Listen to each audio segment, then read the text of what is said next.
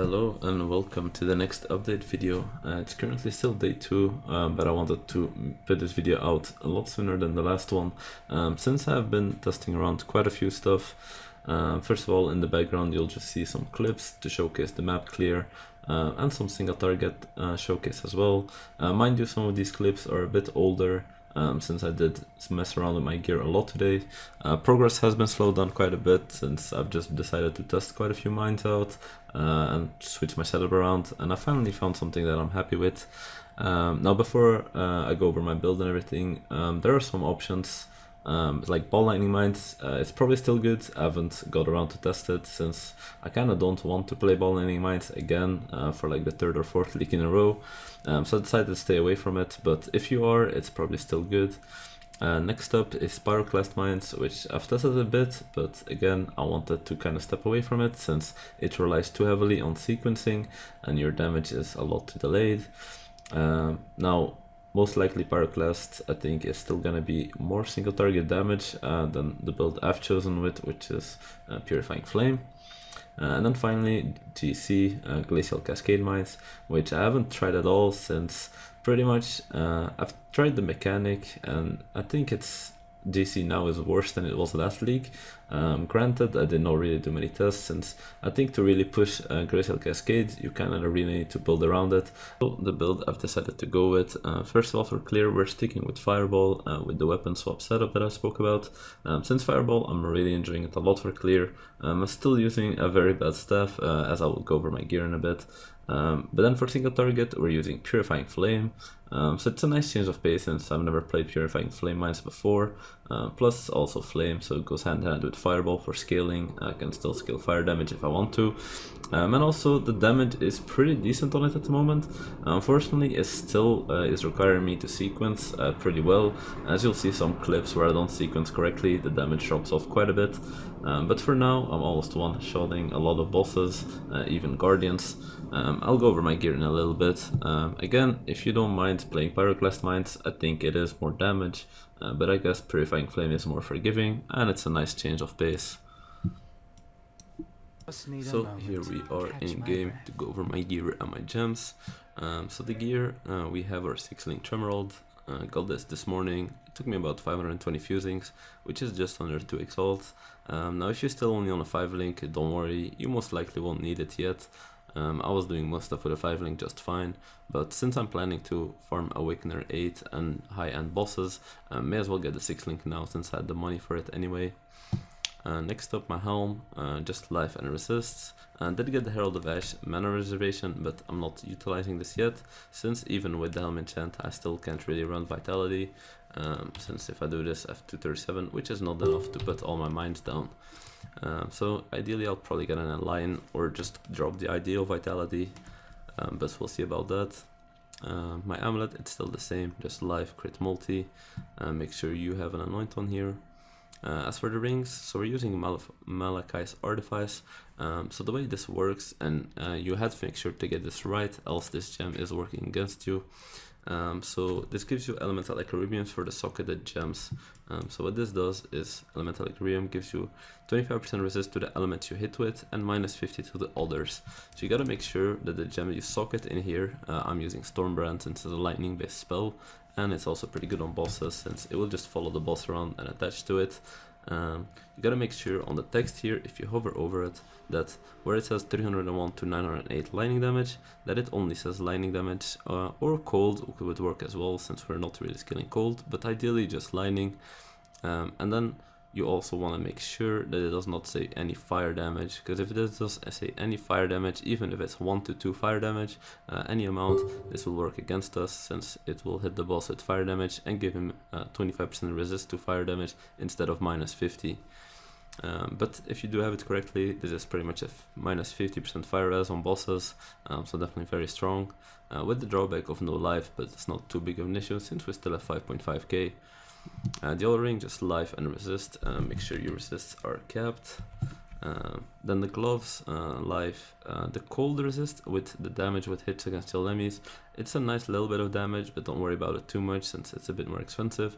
You probably need to get some strength or dexterity on here for the Aziri's step and the Kilm's heart, depending on how good your amulet and your ring is, since I'm quite overcapped on strength at the moment, but strength also gives life, so it's never too bad to get more strength.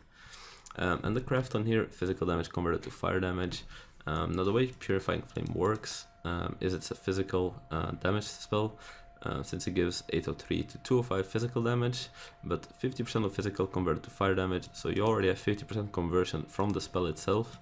Now the way I'm going about to get 100% conversion is my gloves, this craft goes to 25, so once I have some divines I can get 25% here, and then I also am running a Thread of Hope here, and Divine Fury gives me 25% conversion.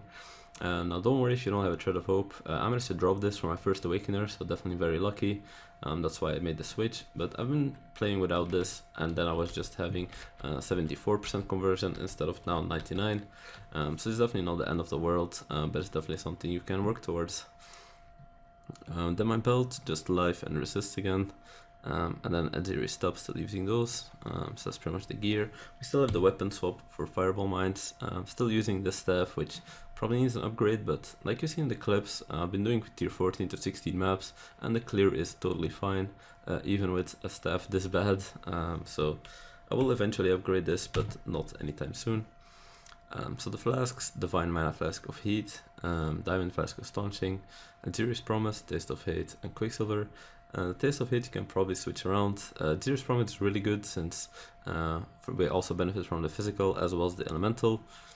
Taste of Hate, it does give us some damage with physical as extra cold, but I also went for this since it's also defensive to get physical damage taken as cold.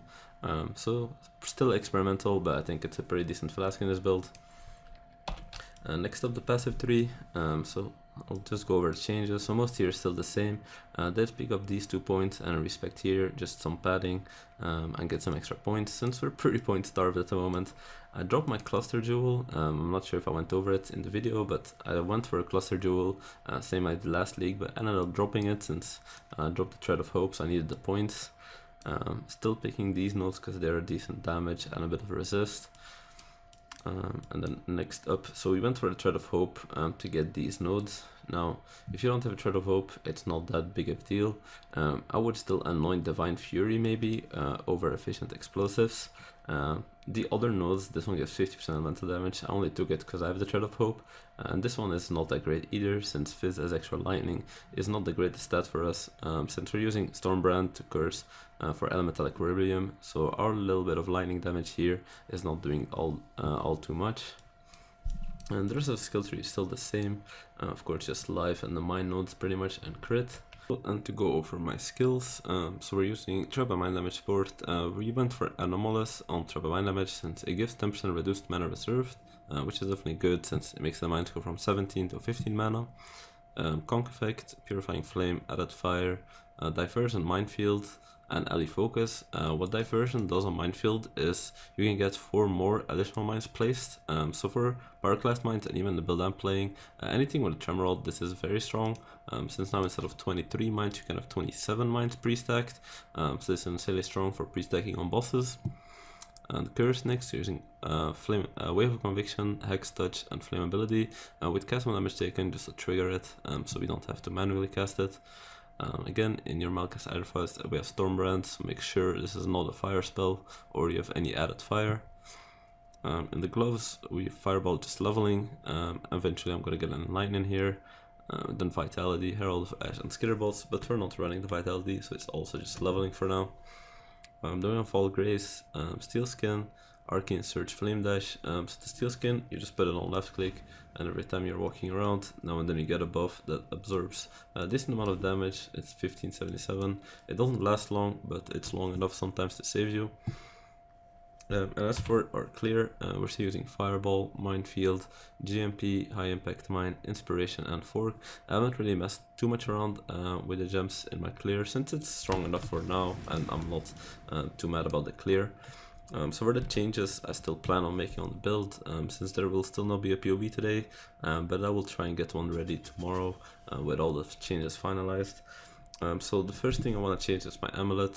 Since Purifying Flame, it really scales well with gem levels.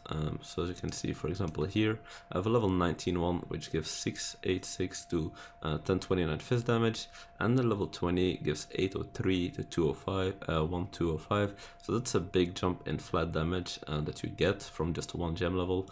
So you definitely want to get gem levels where you can. So I want to get +1 to fire gems on my amulet, ideally with life and crit multi as well, but we'll have to see how hard it will be to craft. Next up, this ring. Now for now, I really need this for the resist, but ideally I want to get a Mark of the Shaper or something like that, though I'm not sure if I will be able to fit it in. Since we have a lot of uniques, and especially with the Malgus Artifice, I'm not quite sure if we will be able to fit that in. And the gloves, pretty decent, maybe a bit more resist on them. Also, we want to get 25% conversion, and the boots I will keep. The belt, maybe some more resist on there, which will help me with my other gear, but still inviters are pretty expensive this league. I think I paid 15 or 20 KLs for this one, which pretty much is just life and one resist and then a crafted one. The helmet, I might just change around if I do end up dropping vitality to another helm enchant, but I'm not quite sure yet on that. And then as for the clear, so definitely want to make a better staff than this, since this staff is really bad. It still gets the job done, but may as well swap it around.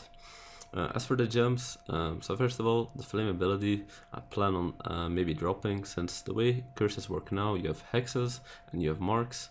So flame ability, pretty much what hexes do is the same as previous. On bosses they have a lot of reduced curse effect, so this flame ability on a boss is a lot more reduced curse effects on it, which marks do not have that, so I'm planning to maybe switch over to use Assassin's Mark on bosses instead. Just for now I do not have too much fire penetration, that's why I'm still keeping it. Then the elemental aquarium setup here, kinda need to keep it for now, since like I said, I don't have too much penetration, so this is a lot of damage.